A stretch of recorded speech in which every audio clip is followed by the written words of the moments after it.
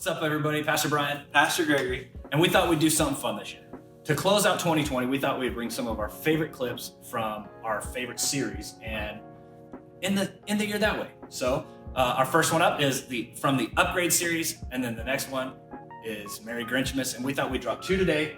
Two today, one tomorrow, one on New Year's Eve, and then one on New Year's Day. And we might even throw a bonus clip in there. Yeah, I don't know. You'll just have to watch and pay attention. Wait and see. So the first one up, Upgrade, Merry Grinchmas.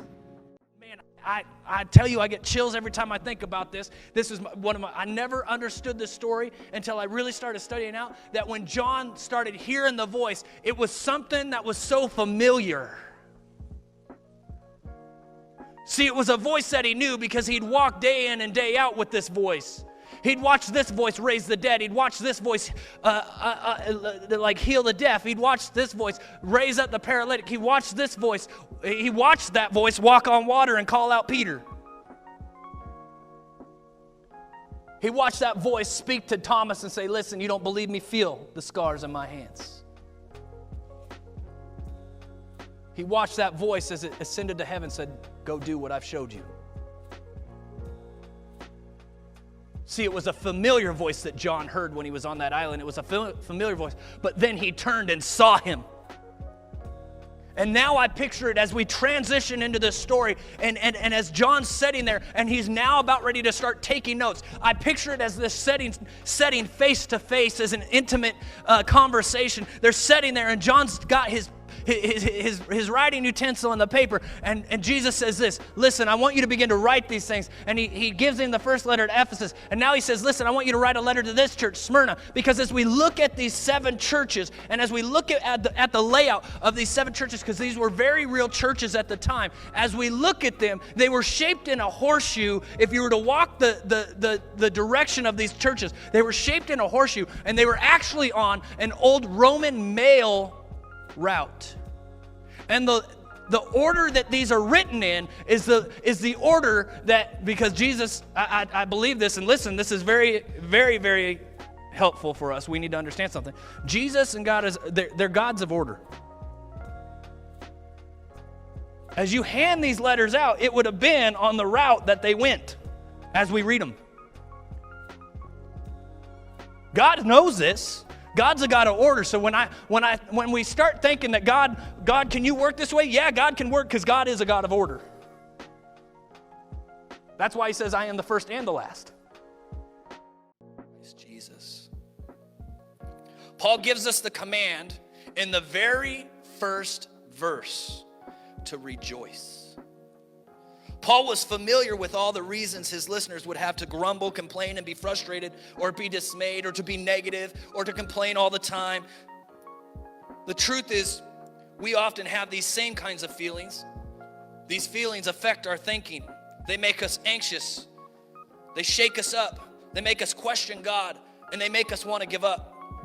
This all begins in our minds, however, but Paul offers us a method of rewiring our thoughts, and he says, to rejoice. Even in the midst of all the reasons we have for negativity,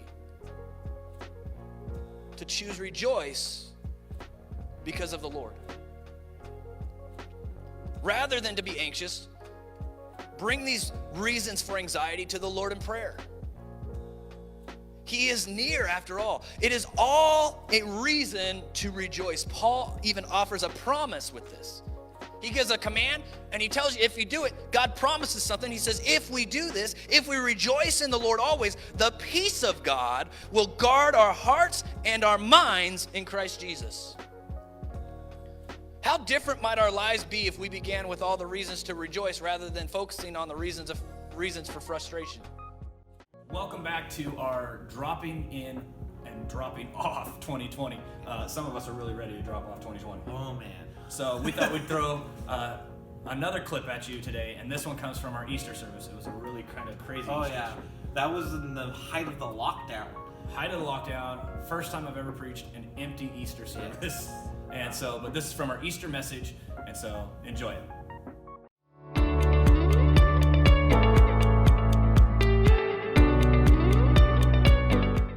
I think something that God's working on resurrecting in our lives right now like never before He's doing something in this world right now. I believe God is resurrecting a love for his house. A love for his fellowship. I'll tell you this. We sing a song, there's an old song, what a day that will be, when my Jesus I shall see, when I look upon his face, the one who saved me by his grace, when he takes me by his hand and leads me to the promised land, what a day, glorious day that will be. Hey guys, glad you came back to join us here on New Year's Eve. I hope you're ready to just bury 2020 today. Bury it. Just make sure it's deep and is never coming back. But we have a great clip today from the In Him series, from the It Is Well weekend. It was a great sermon. It's One of my definitely favorites. one of my favorites. That one, I mean, that hymn alone just always it brings so much power behind it and the story behind it. So, in him. Yeah. I started preparing this message several weeks ago, not knowing what we would be walking through, where we would be as a nation, where we would be as churches.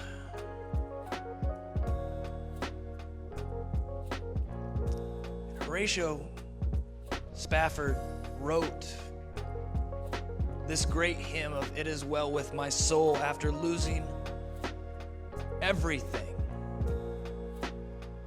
I just want to recap this for you. As Horatio, a lawyer from Chicago, his wife and 5 kids in 1871, Horatio and his wife Anna lose their only son. He dies. Later that year in 1871 was the Great Chicago Fire. And as Horatio's, he had, as a lawyer, he had investments and he had different type of real estate and he had his businesses and they lost everything in the fire. And you could say that almost like Job, tear your cloth and say, woe is me. A couple years later, they decided to take a trip to Europe, and last minute, Horatio gets held up and delayed, so he sends his wife and his daughters to go ahead of him. He says, listen, I'll be there right behind you. I'll be there just a day behind you. You guys go, get set up. I'll be there in a minute almost. And as they set out for Europe, on November 22nd, 1873, their ship that was sailing to Europe was struck by an iron vessel. The ship sank in 12 minutes, killing 226 people. Anna, the wife of Horatio, sends a message to her husband. Saved alone, what shall I do? Horatio gets on a boat to go get his wife and bring her home after losing the other 4 kids. And as he gets to the place where the ship had sank, and as they sailed their vessel near where the ship sank, where his daughters were lost, Horatio pins the words, "It is well with my soul."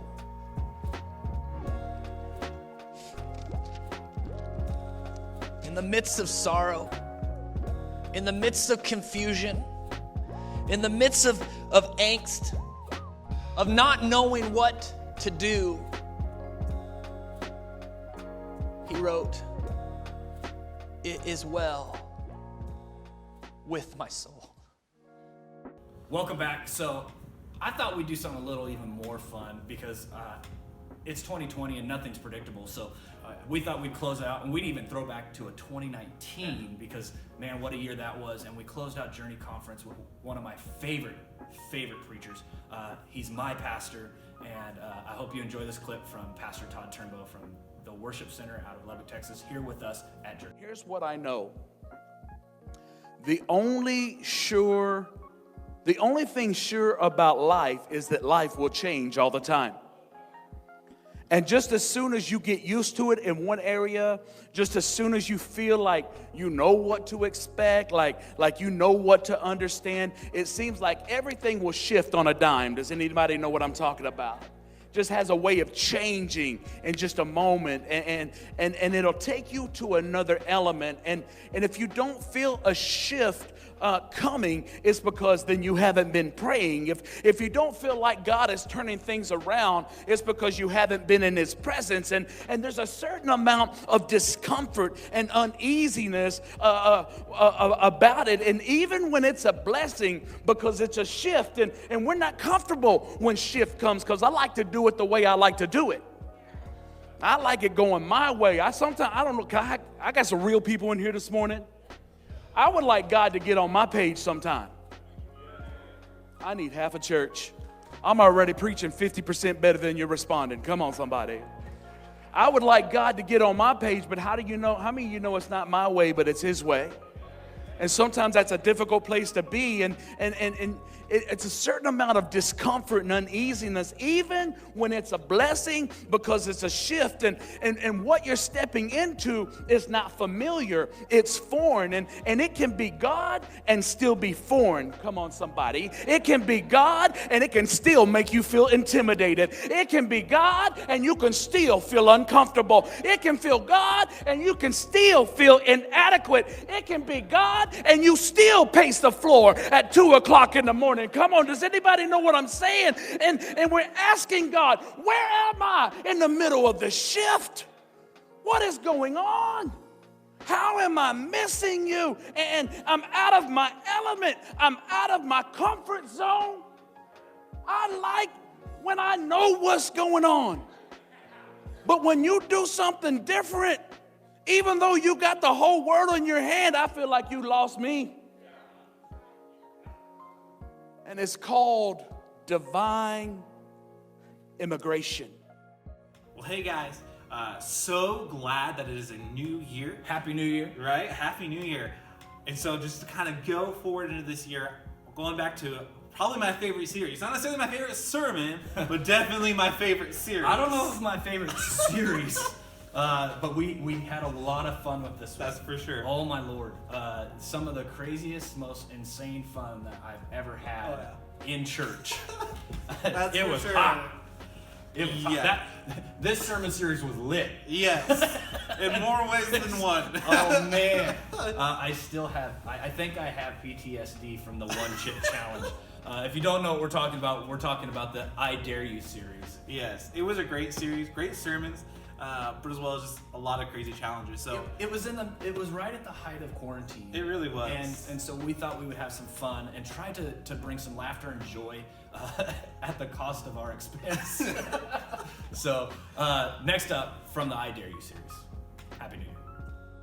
Eat it and it's going into your stomach. I'm thinking if I can just suck on this thing, neutralize the heat with my saliva, which is why God made saliva for this specific stream right here. Hit start, homie. So far, so good. Cinnamon. You ever had pain is good? It's a hot sauce. Stay with it. Oh, it still hurts. Word. Wow. Pudding. What's that? Where'd that come from? My office. That's cheating. The gummy bear wasn't anything. I hope that. I can't spoon in my pudding. Where's the milk? Do we have milk? He drank directly out of the... Oh man. Oh, you can't eat the milk.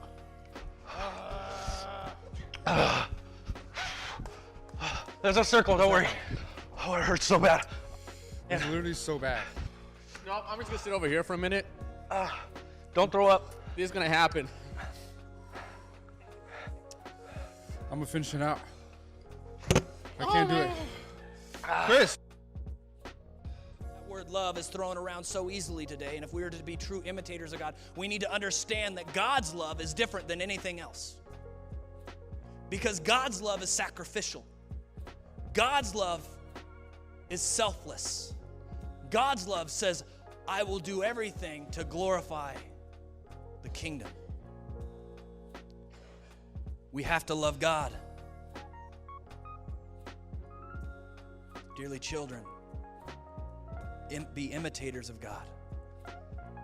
When we come into relationship with Jesus, when we come into relationship with God in our lives, we have to understand that for us to be imitators of our fathers, we have to understand that we truly have the destiny on us. Hey everybody, thanks for watching. If you enjoy these videos, don't forget, you can like us on Facebook and find our page right here, or find us on our YouTube channel. And we'd love to see you on Sunday. Come out and join us here at 10:30 here at Journey Church. Have a great week.